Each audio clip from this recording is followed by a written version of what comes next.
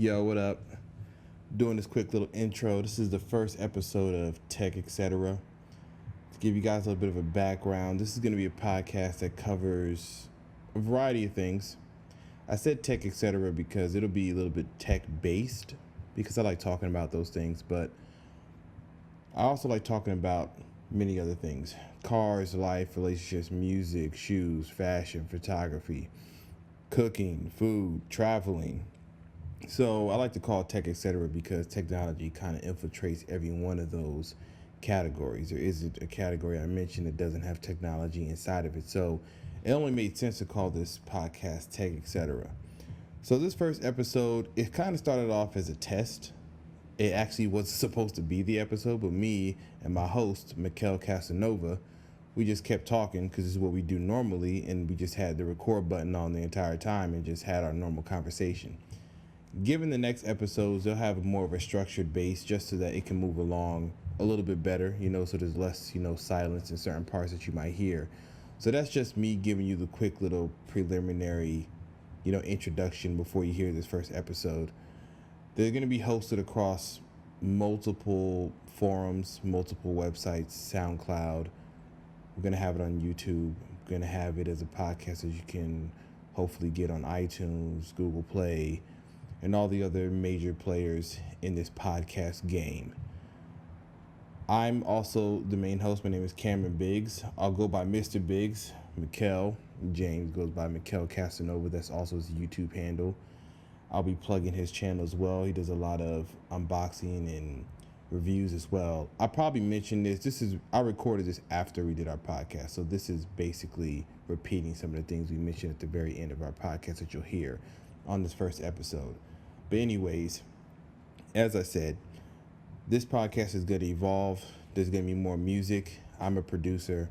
I do a lot of music. There isn't any on this episode. The next episodes coming are going to have a lot more fun filled into them, a lot more music, a lot more depth and artistic angles put into them.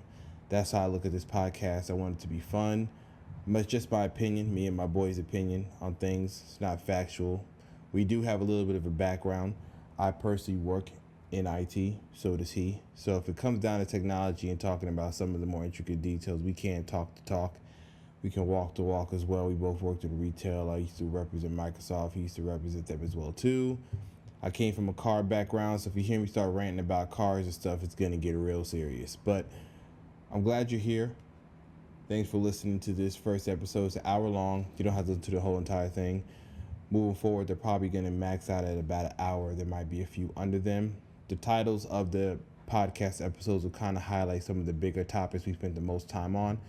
This episode I will call What is Phil Spencer Talking About and What is Nintendo Up To? Because that's kind of the two topics that we spend on most of our time on. So it was more video game based. Some episodes will be like that. Some will be video game based. Some will be all over the place depending on what that week showed us. I hope to launch this probably during the middle of the week, say Wednesday or Thursday, every week. Just talking about the many things that happen within the tech world, within our lives, within the lives of others we know, and just answering questions. There'll be email set up. I will have a website. I have a website. It's going to be set up. I'm going to host them there. I'm going to have a place for questions. I'm going to have a place for, dialogue, comments, things of that nature. And if it turns out well, great. If people hate it, great, because that's the whole point. I just want to make something that I want to make, and if people listen, that's awesome. Thanks for listening to this really long intro. It's like 4 minutes long, so if you're still listening to this, apologies for you about to listen to another hour of my voice, but that's what you signed up for because my voice sounds great on the microphones. Anyways, thanks for listening. This is Cameron Biggs, Mr. Biggs, and you are listening to Tech, Etc. All right, cool. We are live again for the 5th time. I believe I'm recording correctly. If so, then we're gonna discuss this Phil Spencer nonsense that people are flipping out about, saying he doesn't know what he's talking about. He doesn't like single player games supposedly now. I don't know what's going on, but that's what we got now. It's your boy Cam. I got Mikhail Casanova here. What's good, everyone? Yeah, we need more enthusiasm than that. We cannot do the joint usually like, hello, everybody. No. Okay, we're going to end up being dry like Windows Central. They be up there like, no. Oh, snap. Shots fired? This is a test. Okay? So, yeah, predictions are from people that Phil Spencer does not care about adventure or story-driven single-player games. People are losing their minds. Yeah, see, I read the same thing that he was talking about. I guess the industry doesn't focus on or consistently focus on single-player, experiences, which is fine. I get it. I don't understand everybody flipping out though, because if you look at the history of games, like people are playing multiplayer games. It's hard to make single player ones. There's a few that happen. I'm gonna give it to Sony. They've been doing good on the single player, IPs. So I'm not even gonna knock them for that. But to think that people are gonna make a Zelda or Last of Us or Uncharted again, I mean, those happen once in a while, and those also don't drive the full market. Like, who's playing Uncharted 3 right now? Unless you got the, that Nathan Drake collection?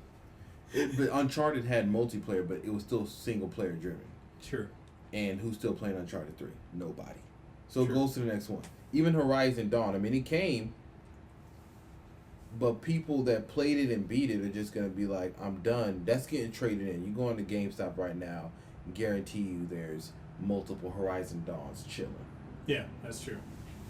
That's his thing. He's like, it's not going to do well for Xbox Live. That's where they get their money from. That's where Sony gets their money from now. It's services. These games need to go to services. And then between all that, obviously, the best thing to do is kind of like Sony in a sense, where you have single player that are awesome. People like to play them. That's what's up. And then you have multiplayer ones too. But to focus on a single player only type of game, and that's the way you're trying to build your system, or that's how you're trying to build your library, I kind of feel like, yeah, you would shoot yourself in the foot. It wouldn't work, because if they already hedged bets on like Record, it was cool, but it's just, it's hard to make a platformer, a brand new one, out of scratch that doesn't try to take bits and pieces from what was already done. You got indie developers, they do it the best because they only got to make small games, not these mass scale AAA titles. Inside, Below, stuff like that. Honestly, I feel like that's where we're going to start seeing most of our single player setups. What you think? I mean, yeah, 'cause just like you said, people, Horizon Zero Dawn, I had an early review copy, played it, beat it, and it's now, April going into May? This game came out, a week before Zelda?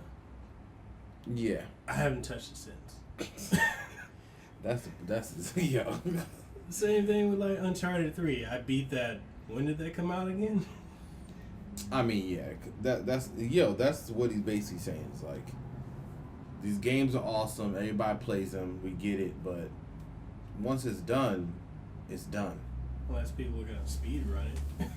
Yeah, but that's just that's just the people that are just gonna do that. That's not the majority. That's not people picking up these games. If people go to pick up consoles for whoever, kids, an adult, somebody picks it up to have fun with it. I mean, you're talking about they grabbing Maddens and sports titles and first-person shooters, things like that. Yeah. Racing games, stuff that can just keep going and going. That's why people be knocking like, yo, another Forza for the Scorpio, whatever. I'm like, what do you expect?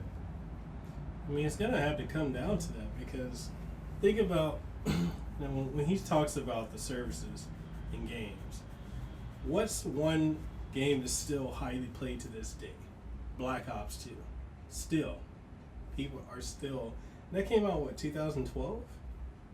I can't remember that came out, but it's been a minute. Yeah. And they're already getting excited about this World War II one, because it's going back to the old, the old layout. or the old based in the older time for the World War that everybody wants. So they're gonna be playing that. And once that drops for PS4, trust me, folks ain't gonna be like, yo, Horizon Dawn about to boot up. They're gonna be like, why I beat that? That's exactly what they're gonna say.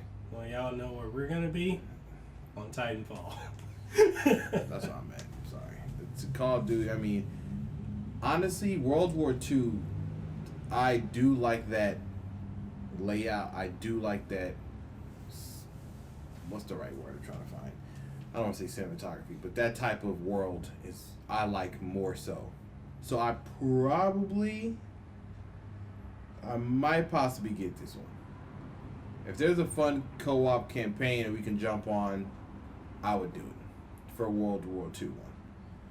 Playing it, I mean, I probably could, but Titanfall is just too much fun for the mechs and all that other stuff. So You haven't even touched the story on that. yo, that's you don't need to be starting that campaign. I can't believe they wasted their time making that campaign.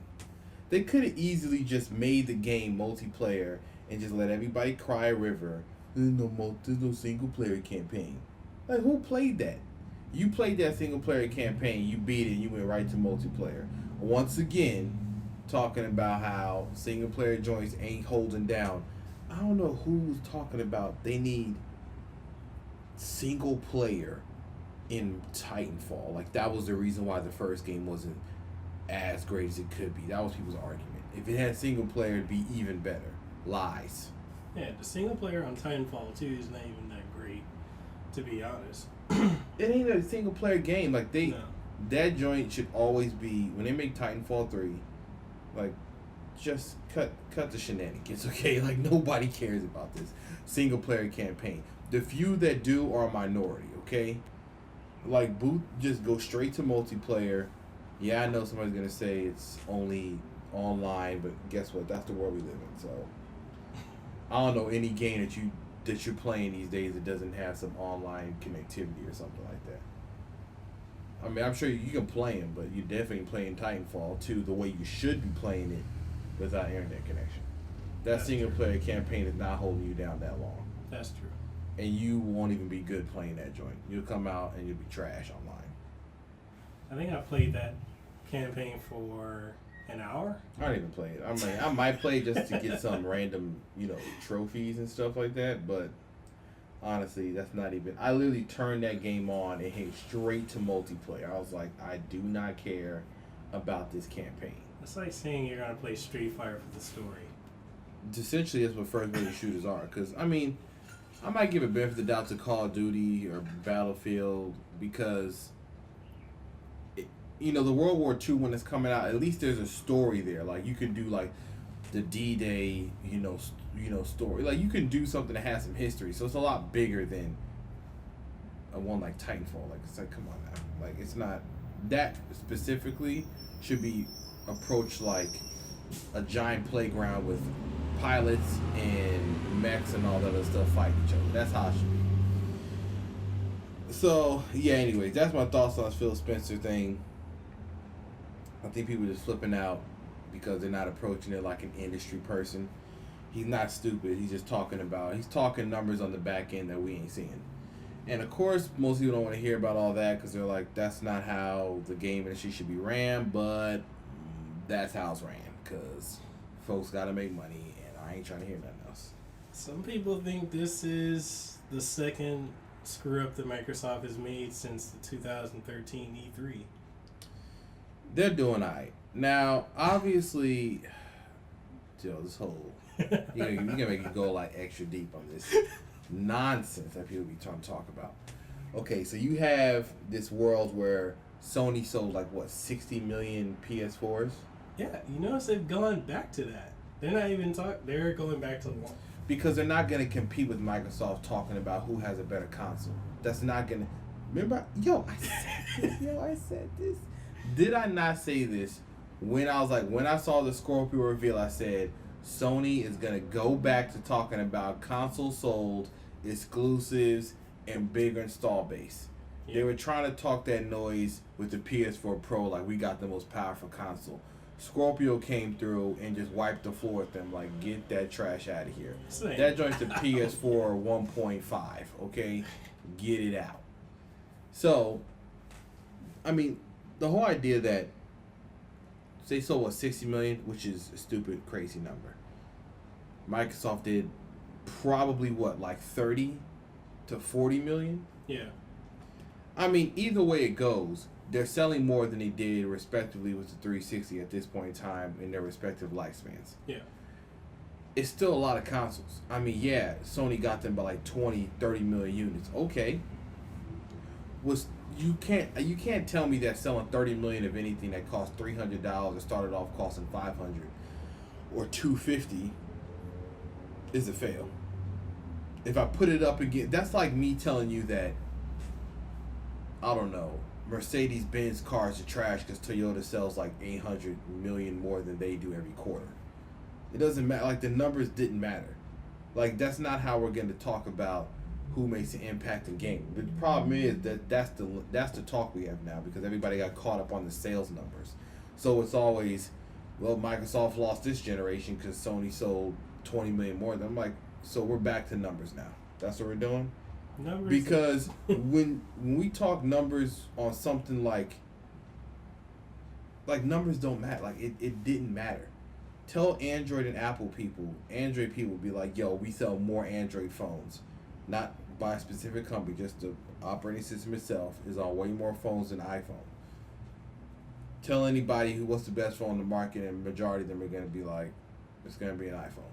That's what they're going to lean towards. The numbers didn't matter. Like, you might have had the vast majority. So, basically what I'm trying to say is that Microsoft isn't out the game because Sony pushed them out more units than they did to people. It might just be, that's just the name of it. They jacked up in 2013. They jumped on stage as old boy talking about TV and college football. Now, it made sense had they have had, like, imagine if they would have did how like Phil Spencer does at E3 now, when they just talk games and games and games. If they would have did that and then at the end been like, yo, also guess what it also can do. If that would have been the guess, plus more or one more thing that we should do, that would have made them shoot up. But instead, they led with that, and everybody was sitting in there like, all right, yo, cool, you can snap TV and football and fantasy football. They had the right market, the idea, because they leveraged NFL Network. They have Surface tablets on NFL. Like, they had the right idea. It just got executed the wrong direction. It should have been executed game first, and then, hey, guess what? Also can do this. Then also the other stuff they said, and they're like, always online, which I'm not going to get started on that because I go on forever about how they disrespected. Oh man, people jacked at it. That would have been, I can't even talk. I'm not even going to talk about what world I would have been in now as my Xbox, even the PS4, had they have gone forward as always online, because guess what? They're always online. Somebody need to holler at me. I just want to know whose PS4s are not connected to broadband right now. Just holler at me. My coworkers? Yeah, get your... My coworkers, one of them has a PS4 and an Xbox One and has never connected it to the internet. Yeah, he ain't playing games though. What's he playing? Nothing. He ain't playing anything. Exactly, because when you turn it on, you put a disc in, it's gonna be like, we need to update. Connect to the what? The internet. Okay? These consoles are always on, and unfortunately everybody gave them flack for saying that. Now, of course, they did play themselves, and with people talking about what are you gonna do if you like work in military and you're like buy a 360. Now that was funny, but I was like, wrong thing to say. But it's true though. You got a PS4 and Xbox One right now, and you go on a Navy submarine.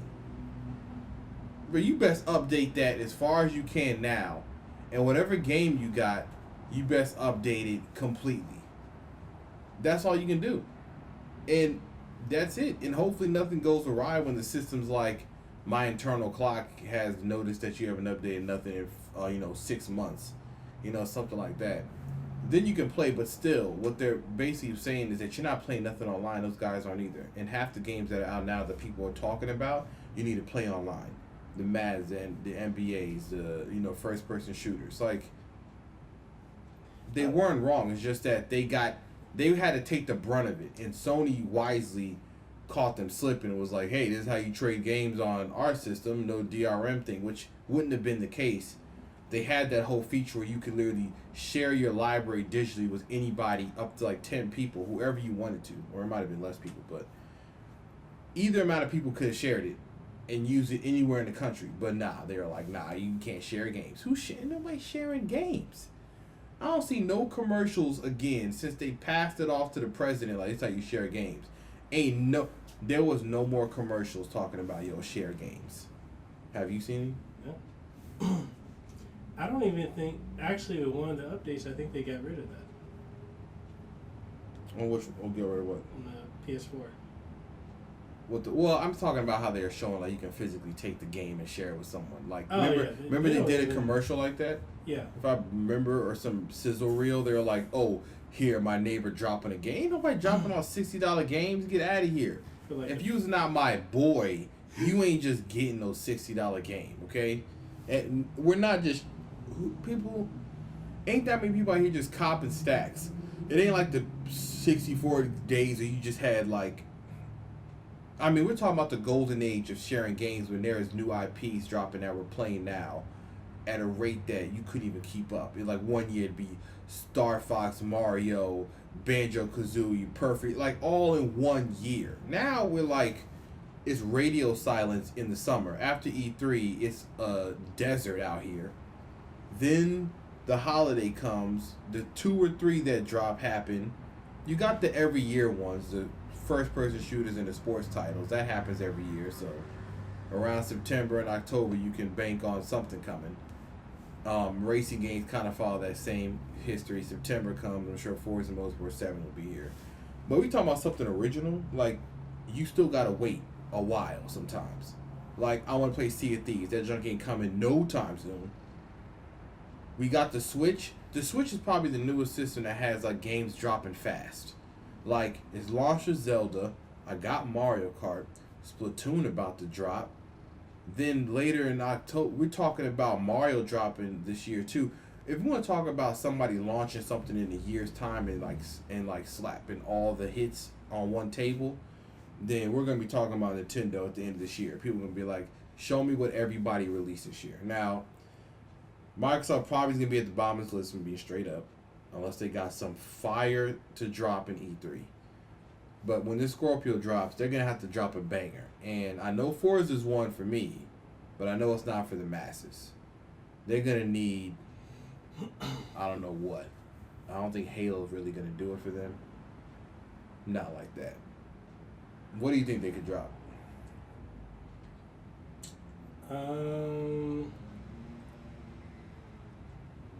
They would need to bring back an IP that hasn't been around since the first Xbox. Probably Advent Rising. Remember that? Oh, yeah, I remember that. It had a lot of hype and died. I guess there's ones they could. I mean, there's games that they can't release, but they're definitely going to have to start getting. They are in a situation where they got to get these developers to get back on their good graces. I don't know what they did in the process, but honestly, they need to do what they did with like Windows Phone. Start paying these people. Remember the Windows Phone? They were getting apps. They were straight up making them joints, paying them, giving them everything they needed. Yeah. I mean, if that's the role you got to play, I mean, they sitting on billions. So if that's what you got to do for the Scorpio, then do it. You know what I'm saying? Because, yeah, but, yeah, Sony talking about sales again. I'm not even hearing that. And you said something about a PS5. I don't even want to hear this. Yeah, 2018 is supposed to be a PlayStation 5 dropping. Where did you read this, yo? I need somebody's address. This is all over. I need somebody's address, okay? Because this is out of control. A PlayStation 5? Yeah, how are they gonna... I'm telling y'all now. Sony drop a PS5 in 2018. I better not hear nothing ever again. The finesse. The PS4 Pro. I've never seen somebody get away with dropping a new console and people act like it's of no consequence. That PS4 Pro is a brick, okay? It hit the store shelves and stayed there. When's the last time you heard anything about or any advertisement for the Pro? Because remember when it dropped, or actually 2 months before it came out, they were hyping it. They were saying how all these games are going to be optimized for the Pro. And 2017 comes around, you don't hear anything. Sony is quiet about it. In fact, you remember, okay, so the Slim, you heard about what they did with that, right? The new PlayStation 4 Slim, they quietly discontinued the 500 gig one. Oh yeah, they put a terabyte one inside of the. Yeah. I mean, that was just a response to probably Microsoft's probably gonna do the same thing. Honestly, I feel like at this E3, they're probably both gonna get hella aggressive and just be like $200, or maybe they'll keep it at $250, but it'll probably be a terabyte as well. I mean, that's. Yeah, okay. I'm not even gonna knock storage. Storage is good, but it's not gonna send me running to the store like, oh, I was just about to get an Xbox One S, but they added 500 more gigs. I'm getting the you know what I'm saying? Like if you're shuffling between the two, it's for other reasons. It wasn't storage. It was. I mean, they just did an update now that allowed you to use any external, hard drive when Xbox out the door did that. So I was like, who cares? But now I'm trying to read this PS5 nonsense. So they said they talked to the president and said, what about the PS5? He said it's a question of if rather than when. That's interesting. That sounds like maybe it is. I feel like that would be such a bad decision. I know a lot of people, because it's funny, on this whole bandwagon of Xbox has no games, it's the weaker platform. PlayStation is more powerful. Back when Microsoft announced the Scorpio, then PlayStation came out with then it was Sony Neo. They were hyping it.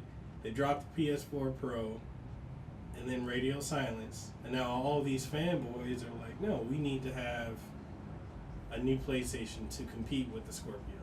But wasn't that the whole point of the Pro? Yeah, that's true. Well, see, here's what they slipped up at. PS4 Pro used the checkerboard technique of like taking pixels and like kind of stacking and making the visuals more better to basically show you what 4K could basically be. It's not native 4K.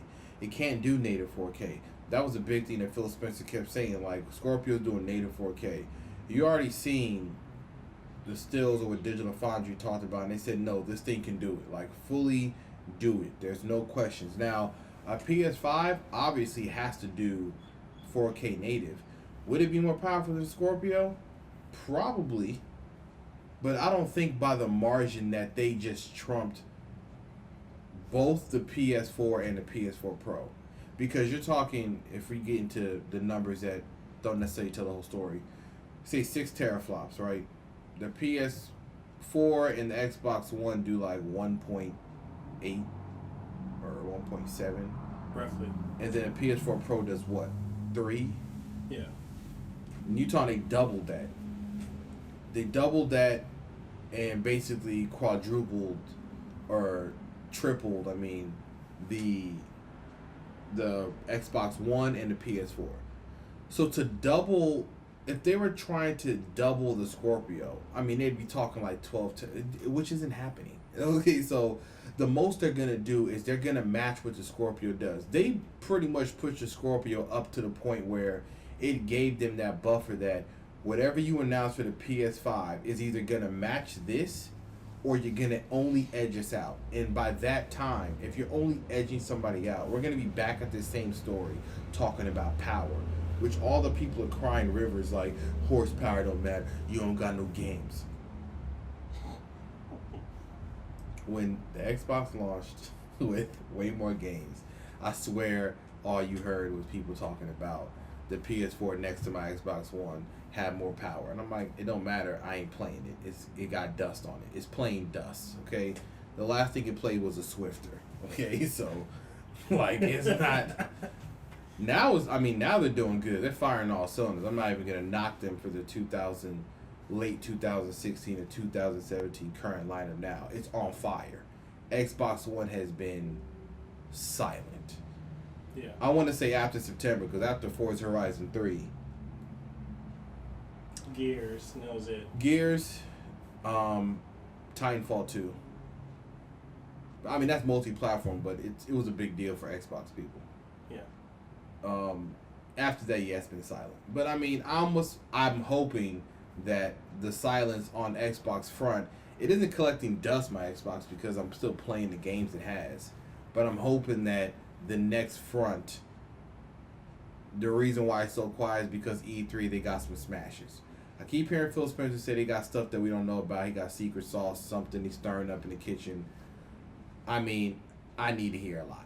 I know Sony's come with the guns blazing because, one, they already know that they lost the horsepower race. They lost the race when it comes to power. They're now going to have to be agile. They're going to have to be the car that handles well. So they'll definitely come with the games. They're going to be like, oh, okay, cool. Final Fantasy 7. Like, they're gonna pull out, which is gonna probably come out on the Switch too. But yeah, Sony's coming with guns blazing on the games, and they have to, which is fine. Competition helps. Scorpio, if Microsoft is right, they need to basically have an entire section that's like, these are all the games dropping for the Scorpio. Hopefully, they have some multi-platform ones that just look exceptionally better on the Scorpio, because then that's going to help them really move units, because people are going to be like, yo, Call of Duty on the Scorpio looked absolutely insane. You know what I'm saying? Like, if they do that, if they're like, oh, we're going to launch Call of Duty, Modern Warfare, World of War II, and they show it running on the Scorpio, yo, they're selling them joints. People's copping. I'm gonna be like, oh snap! I'm gonna have to need the cop. I'm buying either way, but yeah, that's my thoughts on. I mean, what are the exclusive? This is the argument I've always heard, but I don't understand it because, like you said, when Xbox One and PS4 launched, Xbox outshined the PlayStation 4. The only two exclusives I know that came out on PlayStation 4 were Knack and Killzone Shadowfall, which both flopped. And I actually have both of them in there. Yo, Knack. Knack is trash. But for months, all you got on PlayStation 4, actually no, for the first 2 years, was just multi-plats and re-releases of PlayStation 3 games. Well, God of War 3 Remastered came out full retail price. Yeah, true. And people were not complaining about that. But these are the same people complaining about Mario Kart 8 Deluxe being full price. But they didn't complain about it. See, I don't understand that. I mean, people need to understand how Nintendo gets down. You ain't getting Mario or Zelda for anything but full price. Yeah. Them cats is not giving. People were crying a river because Mario run on the iPhone and the Android phones and it finally dropped. Cost $10.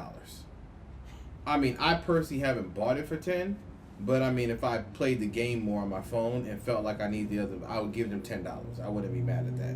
But people thought it was going to be 99 cents for fooling themselves. Mario makes them too much money. Like, McDonald's got them joints in a Happy Meal. I'm sure they had to break off Nintendo those amount of dollars, okay?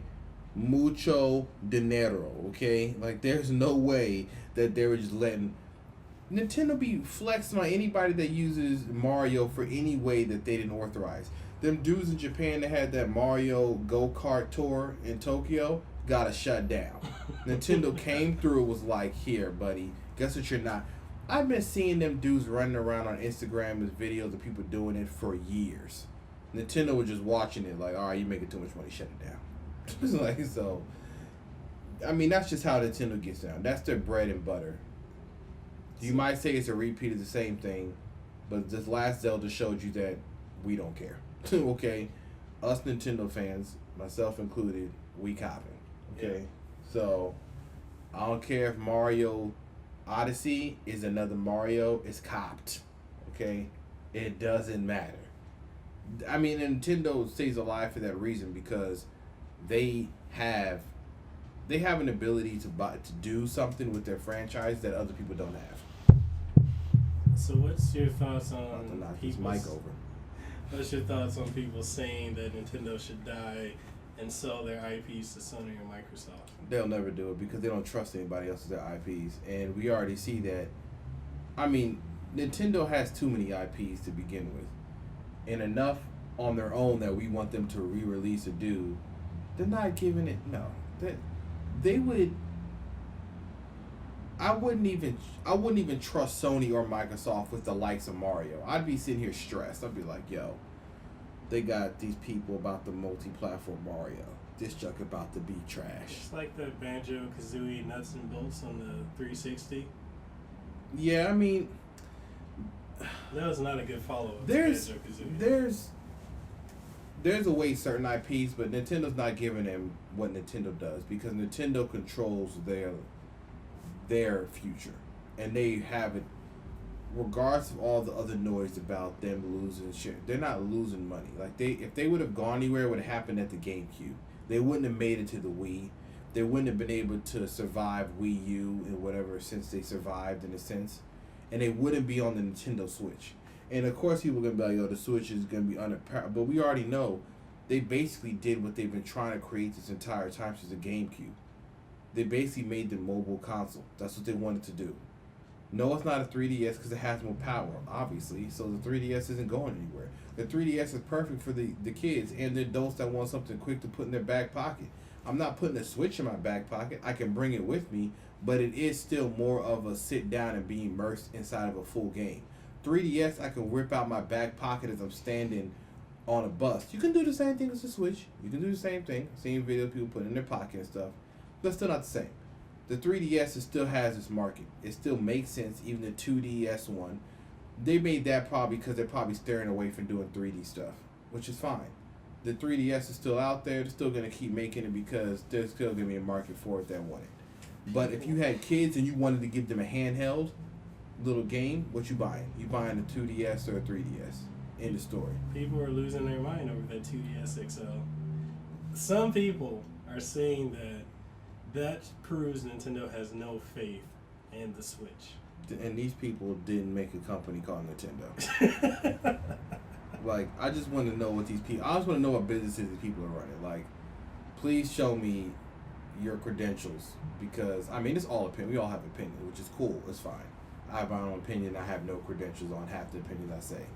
But it doesn't mean they lost faith. It just means that they have faith in their market for the DS. That's what it shows.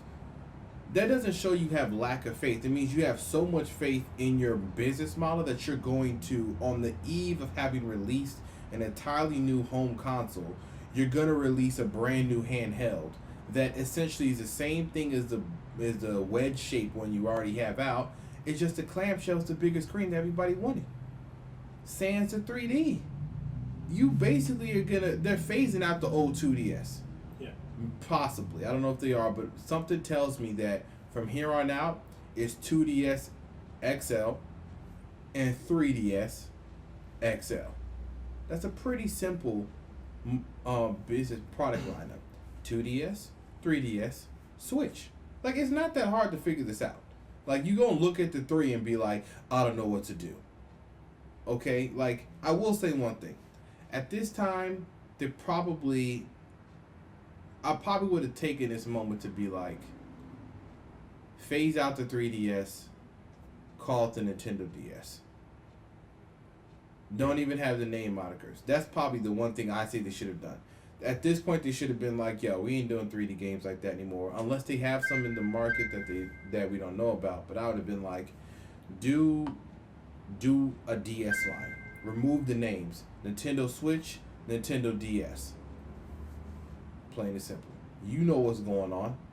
You know what this is. Ain't nothing hard. It ain't that hard to figure out. They make too much money on the DS line for anybody to be concerned with them trying to get rid of it. Too much money. So people think it needs to die off, but they've got over 1,000 games. That's they made 6 million last year. Bro, how many people are playing DS in the country that matters to Nintendo? Yeah.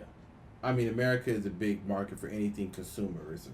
Anything product-wise, America's like the market to crack. But Nintendo can survive off the back of Japan. True. I mean, they can leave these markets and be alive and well. I mean, Sony sells more products in Japan than they do in America. Stuff that we'll never buy. Whether it's camera phones that never make it over here, whether it's, other gadgets and MP3 players that never come over here because we're just not that market.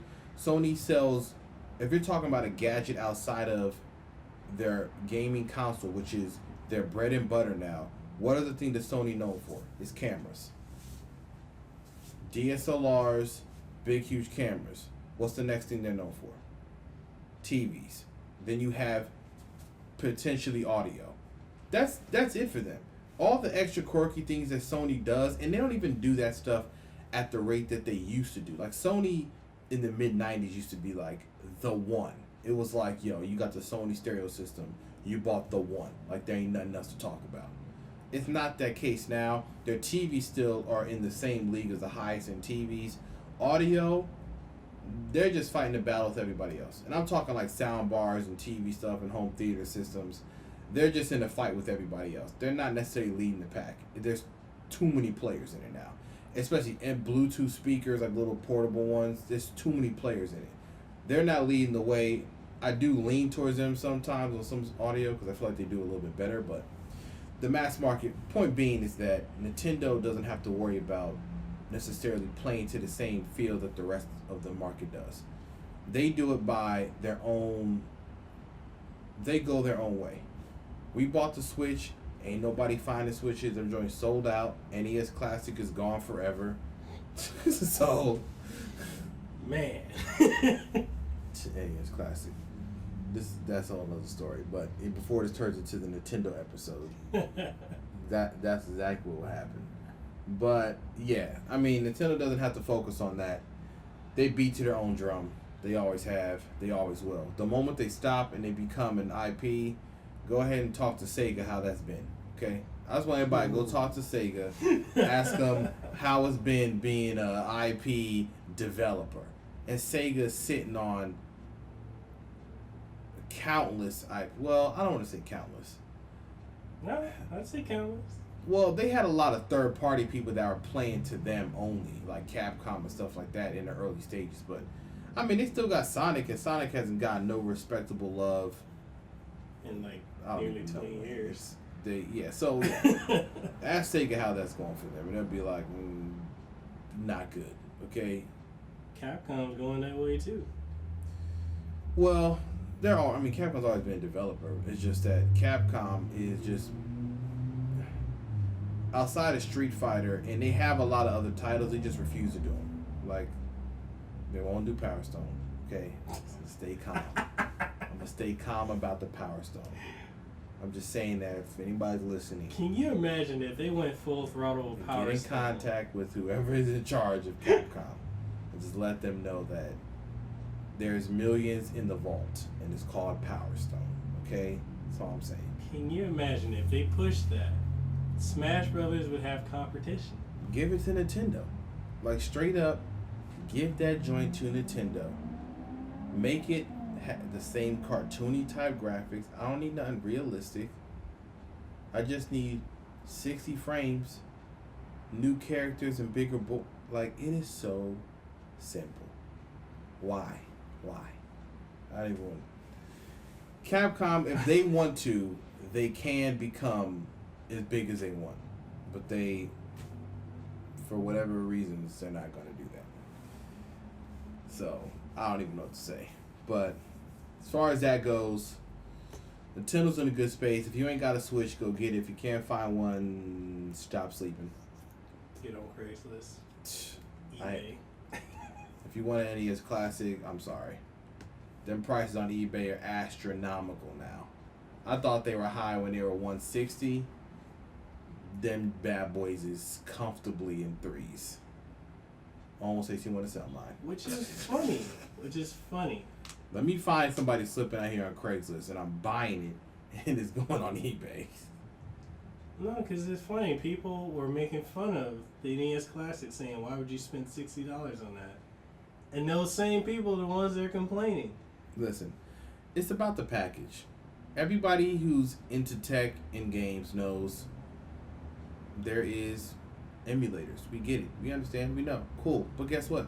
I like the nostalgic look of having a Nintendo controller in my hand and a little Nintendo console. I don't want to play it on my cell phone screen. I could have been done that. That's cool. I like the whole package. That's the whole thing. That was the entire thing. I'm just saying, Nintendo is on to something with putting their games on flash memory into a console. Because, let me tell you something. They're going to run with this because there is too much money to be made. They're about to make SNES. If they don't, I'm going to have to call them their shareholders and be like, yo, y'all are slipping up. They can do, what's after SNES? 64?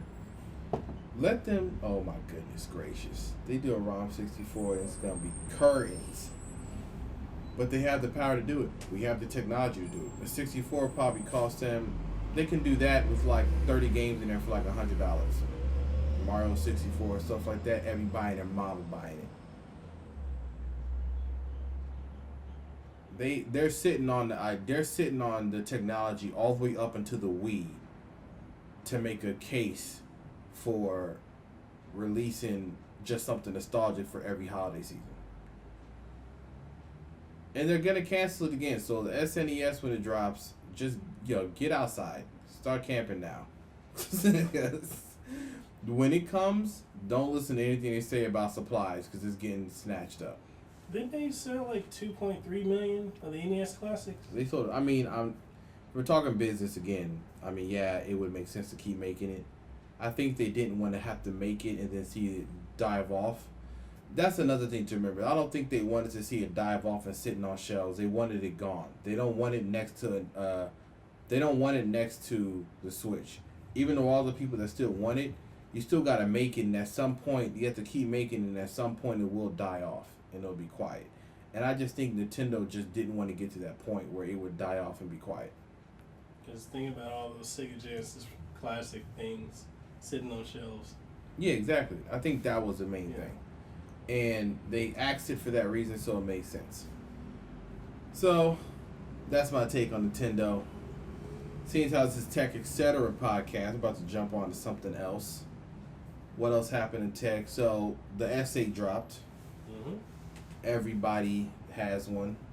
Mikkel right here, he got one in his hand right now. I'm still Mr. iPhone 7 Plus. By way of Windows phones. That's another story. But I'm here. I'm a minion now. I used to be blazing trails and conquering dragons, but I became one of the people in the village. And so I have an iPhone now. S8's awesome. My wife has one. She's been using it. I mean, it does everything that Samsung should have done for this phone. I mean, it's probably one of those things for me that once I get phones, it kind of dies off the excitement. It's probably like, show me how you're going to run for the next 6 months for me to decide if it's like solid hardware. It looks amazing. I ain't going to act like it doesn't. Screen is great. It'd be nice if somebody cracked this whole glass screen protector scenario because nobody knows how to make one at all. And I'm not dropping $40 or $50. Y'all are crazy. Okay. Hey, that's the only one that works. No, I'm not believing it. Okay. Somebody send me one for free and I'll believe you. $40. Hey, I did reach out to them. I should be getting one. Well, let me know how that works out for you, because I ain't not guinea pigging no $40 screen protectors, especially not that. But yeah, S8 dropped. Great hardware, great phone. I mean, it does everything that I expected them to do, considering the debacle of the Note 7. And they fixed TouchWiz. Well, that's actually one of the biggest things I noticed is that they calmed down the TouchWiz, because that was my main caveat with Samsung, was that their TouchWiz is just garbage, yo. It's stock Android for your boy, okay? I'm sorry. Stock Android. Now, I know everybody else who buys a Samsung phone just uses whatever defaults in there. I heard that the web browser is actually better than the Chrome one. But really? I haven't even tried it. I heard that people said that they like it better. I tried it on Andrea's phone, and it was good. I mean, here's my thing. I'm searching for websites. I don't care what browser I'm using unless I got hella extensions and whatnot on my joint. But come on, I have a Windows 10 computer, and I use Microsoft Edge, and I'm sure half the people that buy Windows computers download Chrome. So it is what it is. I mean, I searched with Bing. So, like, I'll be like, yo, you're crazy. I use Google. I'm like, listen, I use Google too, but I go with whatever is in front of me. If Bing's in front of me, guess what? It's going down. If I find what I'm looking for, I don't care how I search. Now, Bing is arguably the only other search engine that you could rely on outside of Google. It's not like people had Ask Jeeves or Yahoo. I mean, like, so it is what it is. But anyways, Samsung phone's out. Great camera. I like the fact that the front-facing camera is actually higher resolution. I don't necessarily know if I like it that much. I don't know. Every time I take a picture on Dre's phone, I feel like it's cool. It's oversaturated. But it's not that great. And I feel like it's a software thing that's stopping it from being full greatness. For it to be 8 megapixels, like I look at her front-facing camera to the iPhone one, which I mean isn't nothing to like be writing home about. But I just noticed a difference in the quality of the picture or just the realisticness of how it looks to the person on the phone. Does that make any sense? Yeah. I don't know. I'm just saying that other than the back-facing camera, the software, the speed of the phone, there's no stuttering. I think these people might have cracked the code to get Android to run properly on anything sans 800 megabytes of RAM, and gigabytes, I mean. So the good thing is that it runs flawlessly. I mean, out the box experience, you're not sitting there battling with bloatware unless, I mean, all the phone carriers have their own thing on there, but it's just a really clean experience out the gate. A great precedent for future phones because, like, the bar has been risen. There are other companies that have, raised the bar when it comes to, like, phone design. LG? Yeah, get LG out of here, yo. I can't even trust LG seeing people burn through G4s and G5s. I'm like, you know what? Y'all gonna need to have to sit this G6 out, okay? I'm about to sit this one out, see what y'all do for that G7, okay? Oh, man. Cause I've seen this too many people I know. So I'm cool on the G6. It's a cool phone. I do like its price point though, considering that the S8 is dumb expensive. And so was the iPhone, and I'm sure the next iPhone is going to be astronomical. So G6 is good because they priced it pretty well. Could have been a little lower, and I think they would have really had more people selling, but that's just that argument of having stuff cheaper. So anything cheaper with that level of quality will definitely sell pretty much. But as far as the phone, the S8 itself, everything on the joint is solid. It helps. It's a good phone that have been made and designed because that means from here on out we have like we have a foundation to be like, you better make sure your joint looks dope. That's even for like Apple with this iPhone edition or iPhone 8, they're gonna need to step up their game substantially. Because if I see this iPhone 7 with basically the screen stretched out, I'm gonna be like, yo, for real? For real. This is how y'all gonna do me? Y'all gonna do me like this?